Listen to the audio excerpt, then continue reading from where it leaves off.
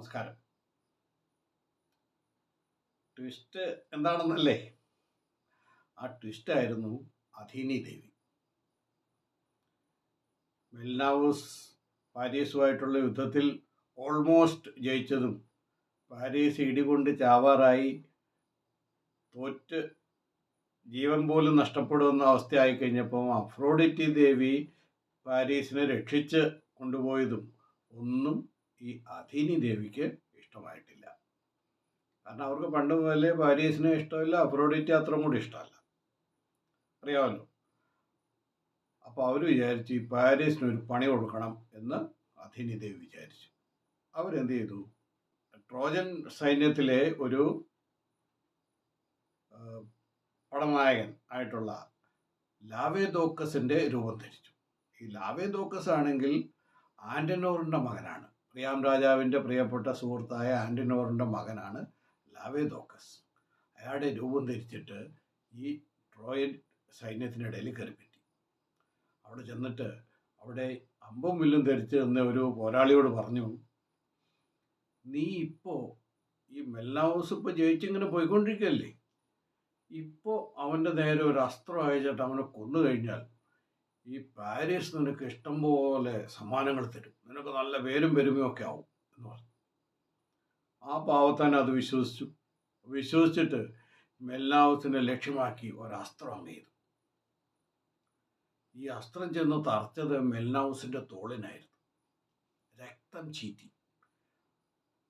അതോടുകൂടി അഗമെമ്നോൻ സ്തംഭിച്ചു പോയി. എന്താ ഇത്? ചീറ്റിംഗ്, ധോക്ക, ചതി. അഗമെമ്നോൻ അലറി. ഇത് കേട്ട് ഗ്രീക്ക് സേനാധിപന്മാരെല്ലാം ഓടിയെത്തി. മെൽനാവൂസിന് നേരെ ട്രോയ്ക്കാർ ഒളിയം പെയ്തു എന്നത് കേട്ടിട്ട് ഗ്രീക്കുകാരുടെ രക്തം തിളച്ചു. അവർ പറഞ്ഞു, ഒറ്റ എണ്ണത്തിനെ വിടരുത്. അഗമെമ്നോൻ ആക്രോശിച്ചു, ഒരൊറ്റ എണ്ണത്തിനെ വിടരുത്, എല്ലാത്തിനും നശിപ്പിക്കണം, ആക്രമൺ. ഗ്രീക്കുകാർ തിരിഞ്ഞ് ട്രോയ്ക്കാരുടെ നേരെ പാഞ്ഞെടുത്തു. നിവൃത്തിയില്ല. അപ്പോൾ ട്രോയ്ക്കാർ യുദ്ധത്തിനായിട്ട് മുന്നോട്ടിറങ്ങി. അതിഭയങ്കരമായ യുദ്ധം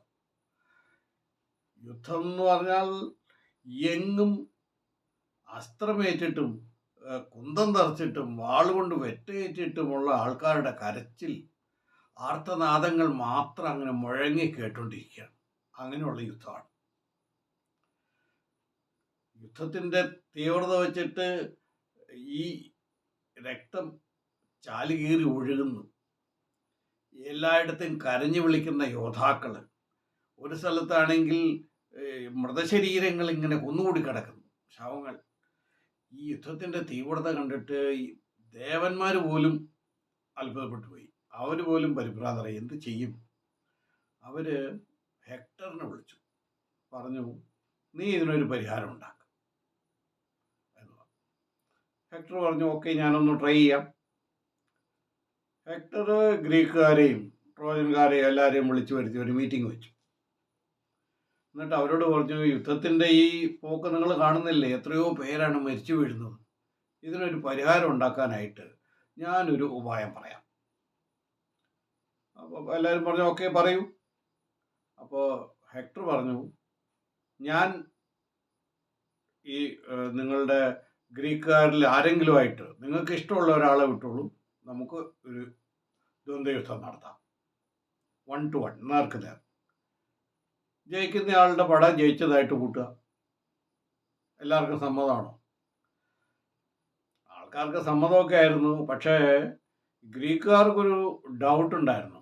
കാരണം കുറച്ചും ദിവസം മുന്നേ അല്ലേ ഈ മെൽനാവൂസും പാരീസും തമ്മിൽ യുദ്ധം ചെയ്തിട്ട് അവസാനം അവൻ രക്ഷപ്പെട്ട് ഓടിപ്പോയത്. പക്ഷേ ഹെക്ടറിൻ്റെ വാക്കിലെ സത്യസന്ധതയും ധീരതയും, അവനോട് ധീരനാണെന്ന് എല്ലാവർക്കും അറിയാം. അപ്പോൾ ഗ്രീക്കുകാർ സമ്മതിച്ചു. ആര് യുദ്ധം ചെയ്യും ഗ്രീക്കുകാർക്ക് വേണ്ടിയിട്ട്?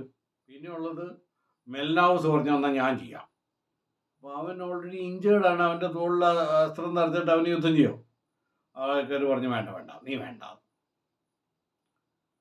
പിന്നെ ആര് അങ്ങനെ സംശയിച്ച് നിൽക്കുമ്പോൾ ഗ്രീക്കുകാരുടെ ഇടയിൽ നിന്ന് അജാക്സ് എന്ന് പറഞ്ഞ സേനാനി മുന്നോട്ട് വന്നു. അയാളൊരു ഭീമാകാരനായ മനുഷ്യനാണ്. അത് ട്രോയ് പടയിലെ ഏറ്റവും വലിയ ആൾ പോലും അവൻ്റെ തോളറ്റം വരെ എത്തും, അതുപോലും ഇല്ല. അത്രയ്ക്കുള്ള ഒരു തടിമാടനാണ് അയാൾ. മുന്നോട്ട് വന്നു, ഞാൻ യുദ്ധം ചെയ്യാം.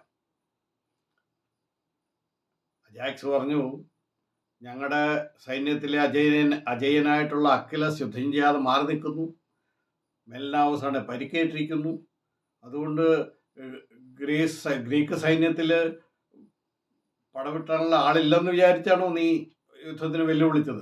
ഞാൻ വന്നിരിക്കുന്നു, നിന്നെ ഞാൻ പപ്പടം പോലെ പൊട്ടിച്ച് കൈ തരും, ഇറങ്ങിക്കോളൂ.